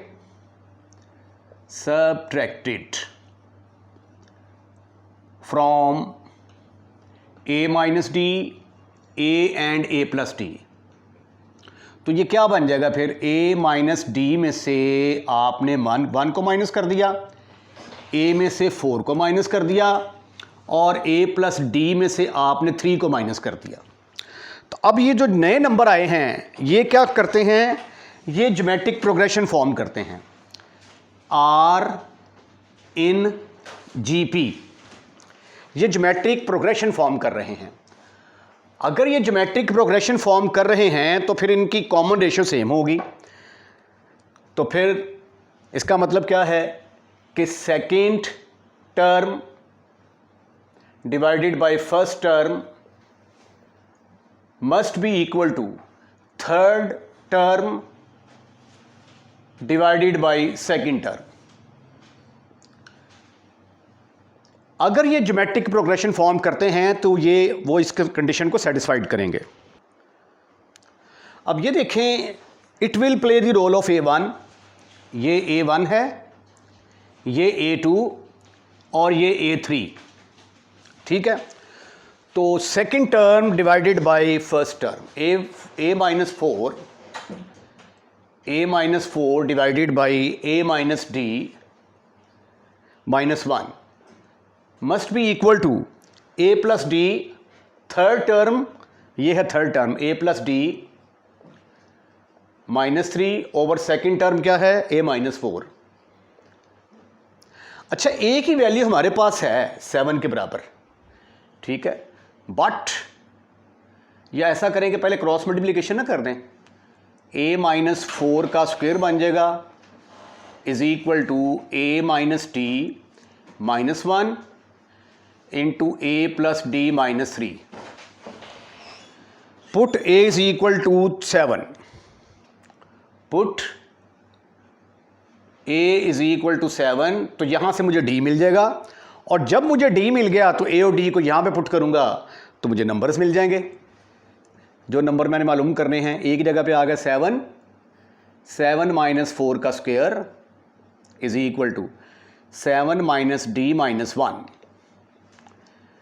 7 plus d minus 3, 7 में से 7 minus 4, your answer is 3, the square of 3 is 9, is equal to 7 minus 1 6 आ गया, minus d into 7 minus 3, your answer is 4, 4 plus d. अब यहाँ से हम डी कैलकुलेट करने की कोशिश करते हैं। 6 multiplied by 4, your answer is 24, plus 6d minus 4d minus D square. इन सबको उठाकर इधर ले आएं, एक स्टेप और कर लेते हैं। 9, 24 प्लस 6 में से 6 minus 4d, your answer is 2d minus D square. अब डी स्क्वायर को लेफ्ट हैंड साइड में लेके आएंगे तो प्लस हो जाएगा, minus 2d plus 9 minus 24 is equal to 0, d square minus 2d 24 minus 9 15 is equal to 0। अब 15 के दो ऐसे फैक्टर बनाएं जिनको ऐड करें तो माइनस 2 आए, मल्टीप्लाई करें तो माइनस 15 आए, तो 5 3s are 15, d square minus 5d plus 3d minus 15 is equal to 0, d common, bracket में d minus 5 plus 3 common, bracket में d minus 5 is equal to 0। अब d माइनस 5 कॉमन, ब्रैकेट के अंदर आ गया d plus 3 is equal to 0। अब दो cases यहां से मार्ज़े वजूद में आएंगे। पहले केस में आया d minus 5 is equal to 0, d minus 5 is equal to 0, और फिर d plus 3 is equal to 0, d is equal to 5, d is equal to minus 3। अब केस नंबर 1 डिस्कस करते हैं। केस 1, d ले लें जी 5 के बराबर, a हमारे पास पहले ही कैलकुलेट करके रखा था 7, और d किसके बराबर है, 5 के बराबर। पहला नंबर है हमारा a minus D, a minus D बराबर आ जाएगा 7 माइनस 5 2 के बराबर आ जाएगा। a हमारे पास आ गया 7 के बराबर, a प्लस डी मेरे पास आ जाएगा, a की जगह पे आ गया 7, d की जगह पे 5, 12 आ गया। देयरफॉर 3 नंबर्स आर, 3 नंबर कौन कौन से होंगे, एक तो होगा हमारे पास 2, फिर होगा 7 और फिर 12, 12 और 7 19, 19 और 2 21। ये देखें, ये इस कंडीशन को सेटिस्फाइड भी कर रहा है, ठीक है। केस नंबर 2, केस नंबर 2, अगर a हम लेते हैं 7, लेकिन d अब की बार लेंगे माइनस 3, तो 3 नंबर क्या बनेंगे, a minus d 7 minus 3, your answer is 10, a is equal to 7, a plus d is equal to, a की जगह पे आ गया 7, d की जगह पे आ गया minus 3, answer is 4। Therefore 3 numbers are, पहला आया हमारे पास 10, दूसरा 7 और तीसरा 4, ठीक है। इनको भी ऐड करके देखें, आंसर 21 आएगा।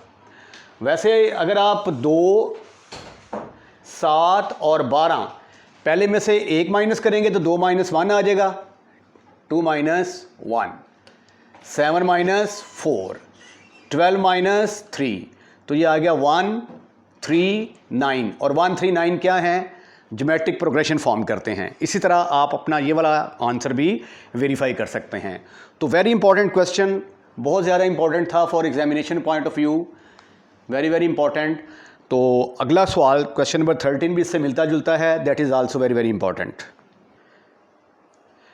क्वेश्चन नंबर 13 क्वेश्चन नंबर 12 से मिलता जुलता है। 3 कंसेक्टिव नंबर हैं एपी के, पहले सब्ट्रैक्ट किया था, अब उनको इंक्रीज़ किया गया है 1, 4 एंड 15। तो जो नए नंबर आ जाते हैं वो ज्योमेट्रिक प्रोग्रेशन के नंबर बन जाते हैं। अगर उनका सम 6 के बराबर हो तो आपने बताना है कि वो नंबर क्या होंगे। तो 3 कंसेक्टिव नंबर हमने सपोज करने हैं, तो let 3 consecutive numbers of APR, 3 consecutive number कौन कौन से लेते होते हैं? A plus d, a minus D.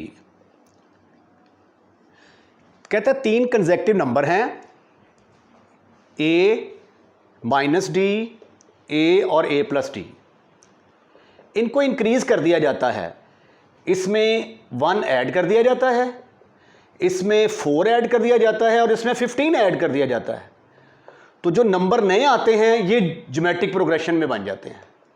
ये पहले एपी में थे, ऐसा करने से जीपी में आ गए, और इनको सम करते हैं तो आंसर 6 के बराबर आता है। तो नंबर क्या होंगे? ठीक है, गिवन दैट कि इनका सम 6 के बराबर है, given that their sum is 6, तो therefore a minus d plus a plus d is equal to 6। d के साथ cancel, 3a is equal to 6, तो a किसके बराबर आ गया? 2 के बराबर। हमें ए और डी कैलकुलेट करना था, ए तो हमने पहली कंडीशन से कैलकुलेट कर लिया, अब डी कैलकुलेट करना है। ठीक है, now we subtract now we add, अब तो इंक्रीज कर रहे हैं ना।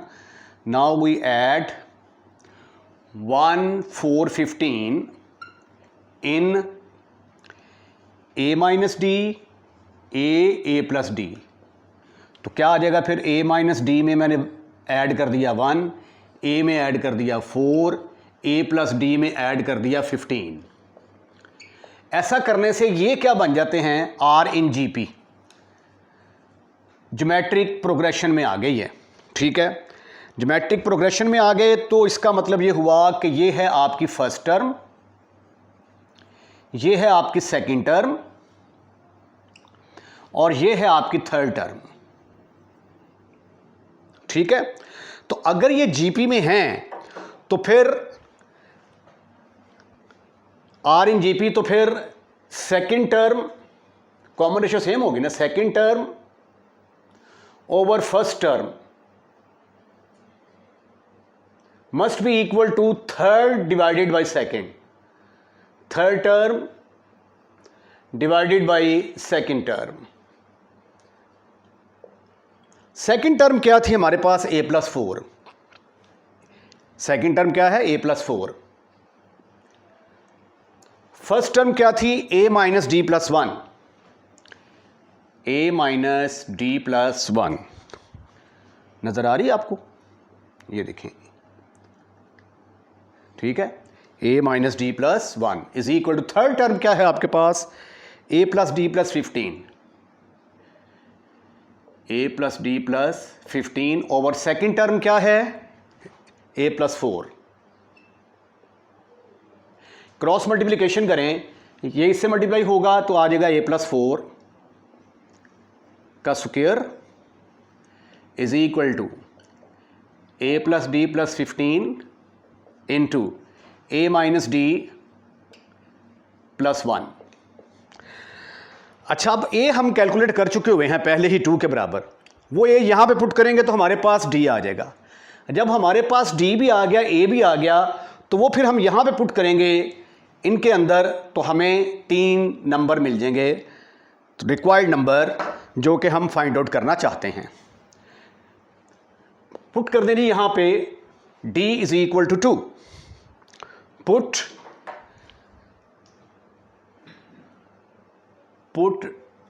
d नहीं, अभी a की वैल्यू दी गई 2 के बराबर दी गई है, ए की जगह पे 2 पुट करोगे तो व्हाट यू विल गेट 2 + 6 2 + 4 6 बनेगा भैया। माइंड ने पहले कैलकुलेशन कर लिया। यहां पे आ जाएगा 2 + d + 15 2 - d + 1 4 4 + 2 your answer is 6 6 का स्क्वायर लेंगे 36 आ जाएगा। d + 17 into 3 - d further equal to 3d multiply करें इसको -d² + 51 - 17d is equal to 36। ये आ गया, इधर आके प्लस बन जाएगा d²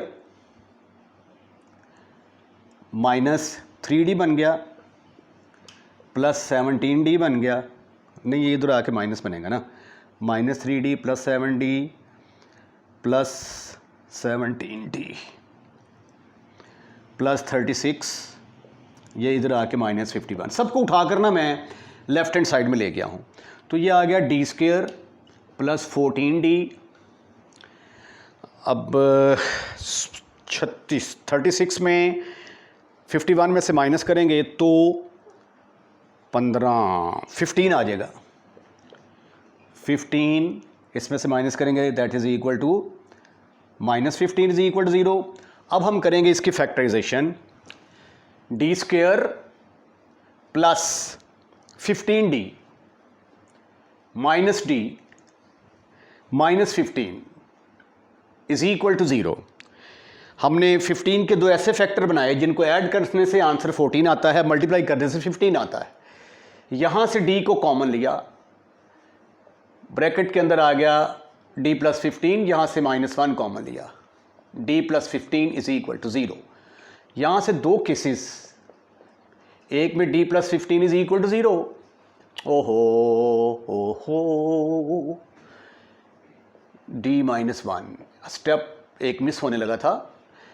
पहला case d + 15 is equal to 0, फिर d - 1 इज इक्वल टू 0। आगे लाइन लगा रहे, दो केस बन गए हमारे पास। एक आ गया d इज इक्वल टू -15 और एक केस आ गया d इज इक्वल टू 1। अब a तो दोनों में सेम ही रहेगा ना, a is equal to 2, right.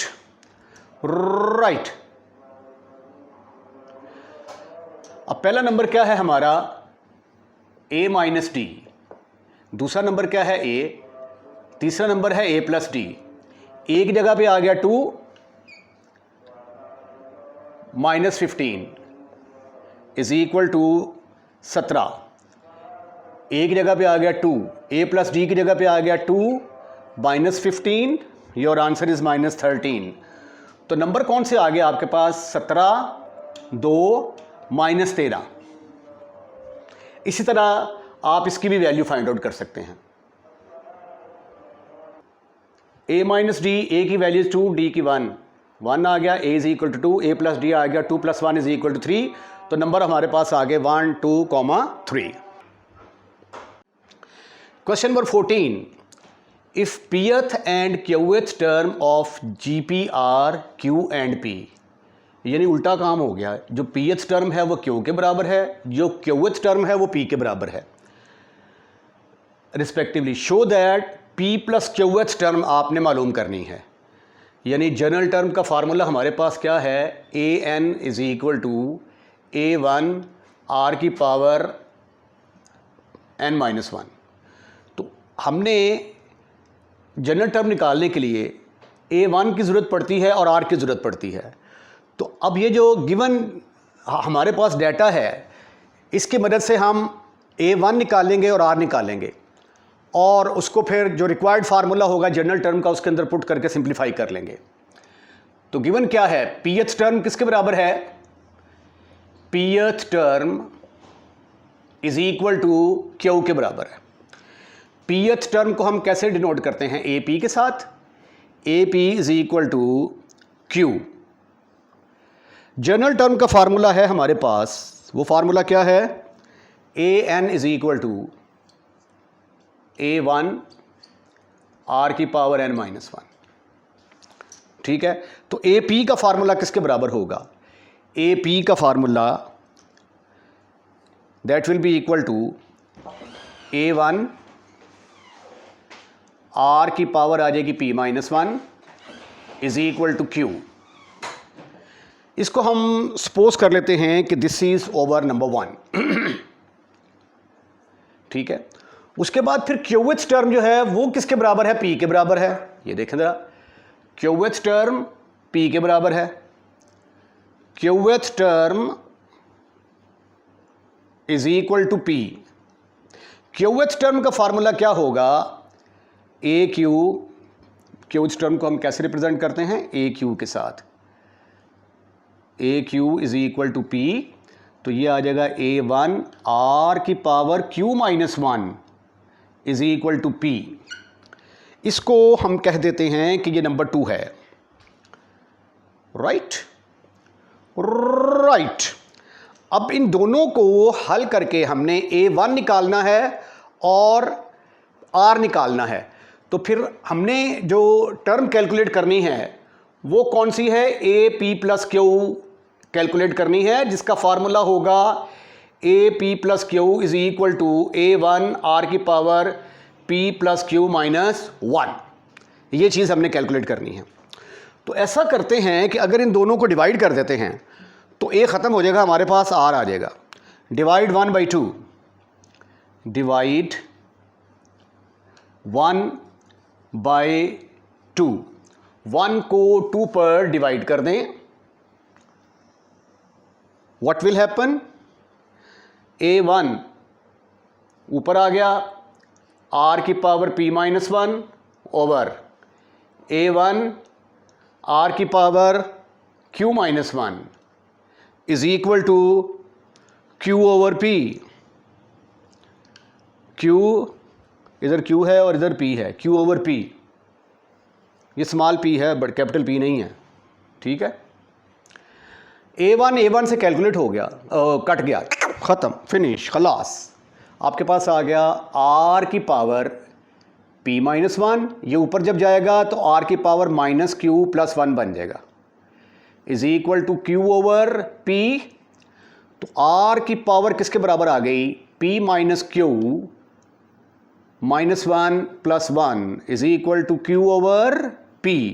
1 से कैंसिल, R की power P minus Q is equal to Q over P। अब हमने R कैलकुलेट करना था, तो टेकिंग पावर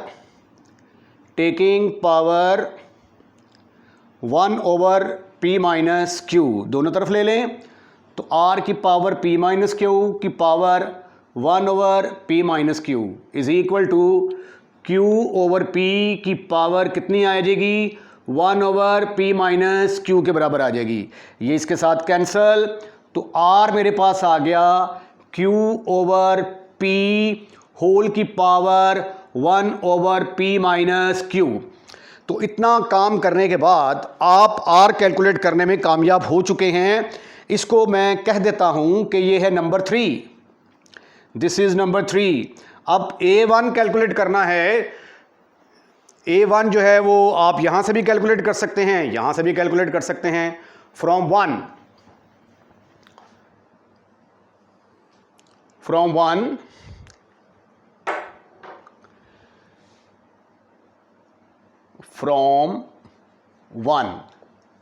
A1 किसके बराबर आ गया? A1 is equal to Q over R की power P minus 1। Q over R की पावर P माइनस 1।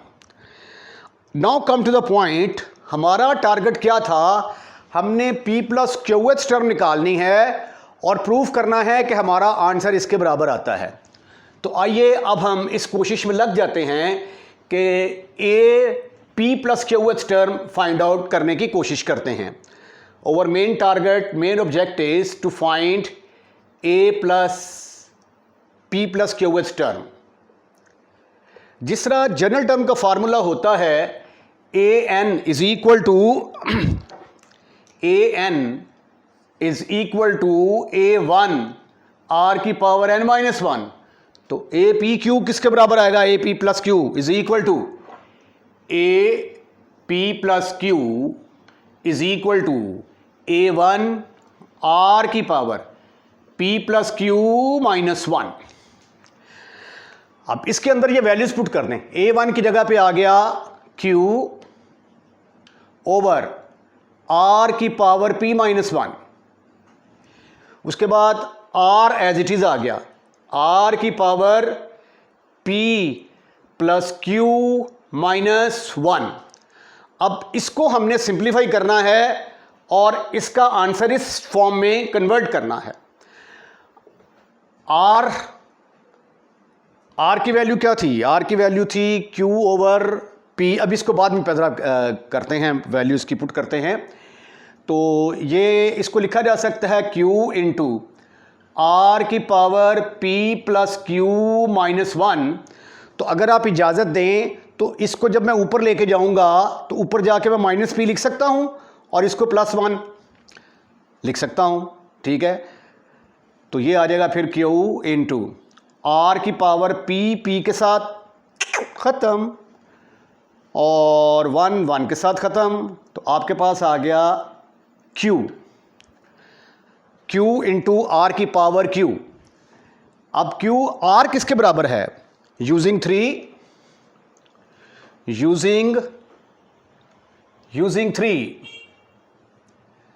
क्या है? R की वैल्यू गिवन है हमें Q ओवर P होल की power 1 over P minus Q। अब इसकी एंट्री होती है यहां पे, तो आगे सिर्फ और सिर्फ सिंप्लीफिकेशन है। मजबूरी है, किस बात की मजबूरी है? कि आंसर ये वाला लेके आना है। दे दिया है उसने स्टेटमेंट के अंदर Q ओवर P होल की power 1 over P minus Q। Right, ये Q ओवर P की पावर और होल की पावर ये R की वैल्यू, तो होल की पावर ये आ गई Q।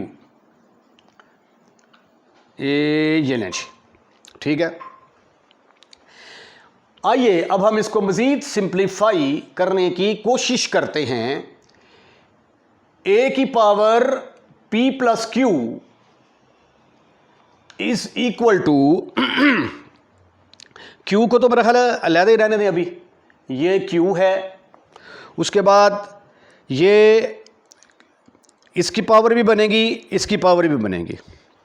इसको लिखा जा सकता है Q की power Q over P minus Q।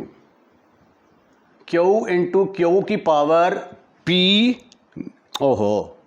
Q over P minus Q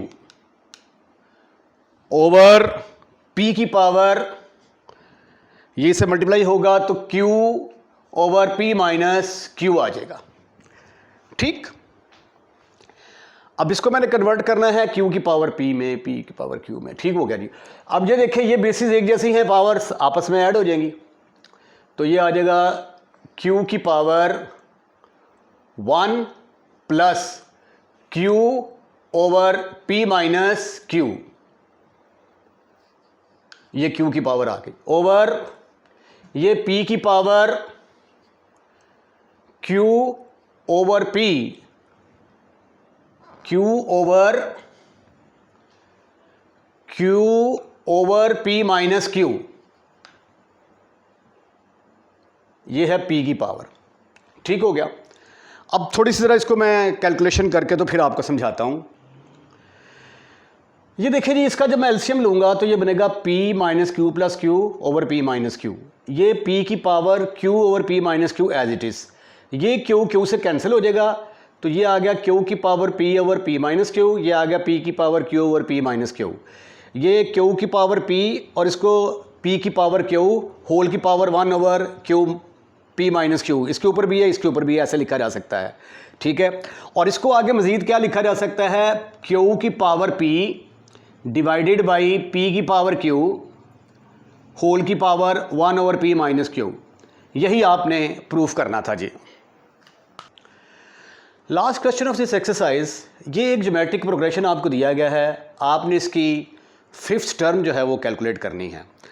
अच्छा, जनरल टर्म का फार्मूला है हमारा an is equal to a1 r की पावर n माइनस 1। तो a5 किसके बराबर आ जाएगा? a1 r की पावर 5 माइनस 1।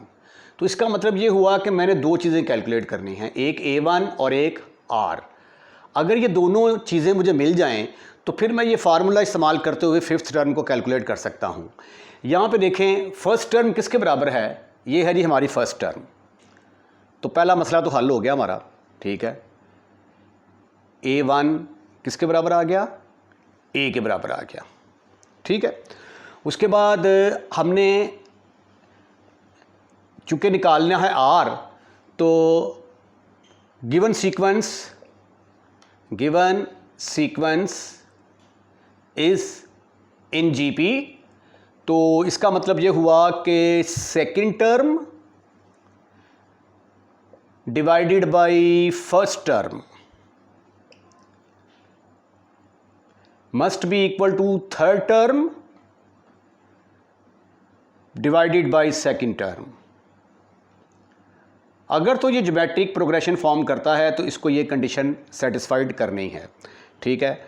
अब ये है हमारा a1, ये है a2 और ये है a3, ठीक है। सेकंड टर्म है हमारा 2a plus 2 over first term है हमारा a। थर्ड टर्म है 3a प्लस 3, सेकंड टर्म है 2a प्लस 2। ओके। अब a की वैल्यू जो है ये हमने फाइंड आउट करनी है, तो क्रॉस मल्टीप्लिकेशन करेंगे तो ये आ जाएगा 2a प्लस 2 होल का square is equal to a into 3a plus 3। इसका स्क्वायर खोलेंगे तो आ जाएगा 4a स्क्वायर प्लस 8a, फार्मूले का 2 ज़रब पहली टर्म ज़रब दूसरी टर्म, तो 2 टू ज़र 4 8a, 2 का स्क्वायर आ गया 4 is equal to 3a square plus 3a।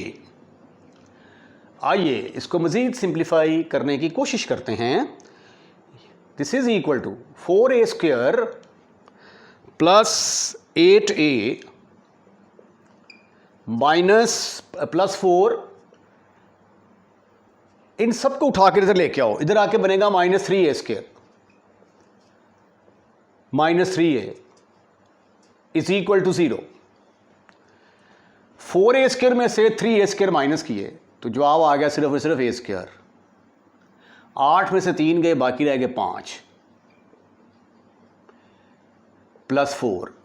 अब 4 के ऐसे फैक्टर बनाएं कि उनको मल्टीप्लाई करें तो आंसर 4 आए, ऐड करें तो 5a आए। तो very simple, very easy, a plus 4a बन जाएगी जी, इज इक्वल टू 0। तो फिर यहां से a कॉमन, a प्लस 1, यहां से 4 कॉमन, ये आ गया a plus 1 is equal to 0। फिर a प्लस 1 कॉमन और ब्रैकेट में आ गया a प्लस 4। ओहो, ये तो आगे बन गए दो cases, a plus 1 is equal to 0 और दूसरा केस बना a plus 4 is equal to 0। a is equal to minus 1, a is equal to minus 4। अच्छा जी, a1 किसके बराबर आ गया? देयरफॉर a1 की वैल्यू तो आ गई a के बराबर which is equal to minus 1। अब हमें r कैलकुलेट करना है। r का फार्मूला क्या है? r is equal to second term divided by first term. Second term है हमारे पास 2a plus 2 over a। a की जगह पे माइनस 1 जब मैंने पुट किया ना तो अपन के पास आ गया, a की जगह पे माइनस 1 पुट किया तो माइनस 2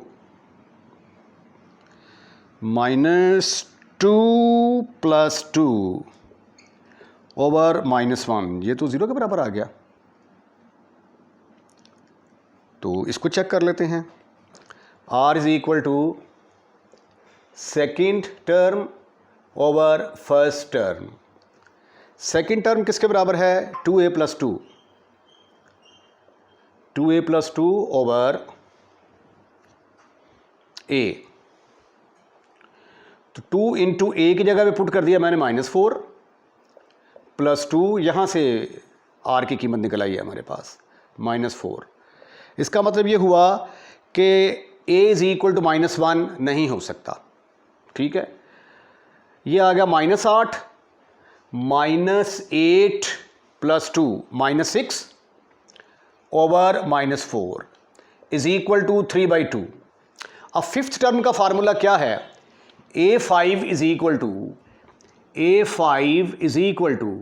a1 r की पावर 5 - 1। a1 कैलकुलेट किया आपने, a1 -4 कैलकुलेट किया, r आपने कैलकुलेट किया 3/2 की पावर 5 में से 1 गया, बाकी रह गया 4। अब ये आ जाएगा 3 की पावर 4 81 -4 इंटू 81 डिवाइडेड बाई 2 की पावर 4 16 के बराबर आ गया। 4 16 से कटेगा तो a5 किसके बराबर आ जाएगा फिर?